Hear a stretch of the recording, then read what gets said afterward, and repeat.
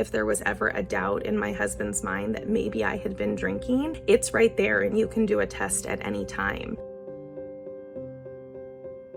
In September of 2022, I had picked my son up from school and I had been drinking. At that point, my husband, who has been really supportive throughout my entire journey, had reached his limit. And he felt like if he didn't do something drastic, he didn't know what was going to happen to me or to our kids. He ultimately ended up filing for divorce. And so I had to seek out and get a lawyer who recommended that I get Soberlink to use and prove to the court that I was able to be with my children without drinking. Since that time, I have used Soberlink 4 times a day, and it has definitely made a huge difference between where I'm at right now and where I was last September.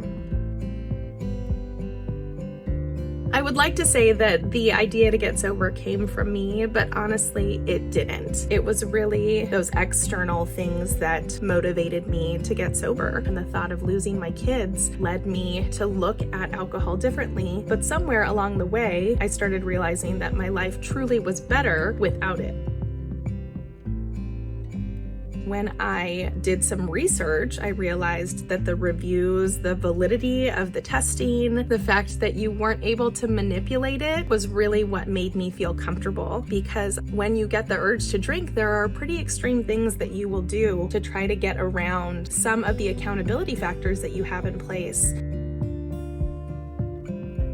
My relationship with my husband and my relationship with my children are very different than they were before I started using Soberlink. If there was ever a doubt in my husband's mind that maybe I had been drinking, it's right there and you can do a test at any time. That has put his mind at ease, knowing that there is that accountability piece that's available at any time throughout the day. As far as my relationship with my children, them seeing the consistency with my emotional regulation, with how I'm interacting with them and with their dad, that has made a huge difference in how they respond to me and how I respond to them and how we're functioning as a family.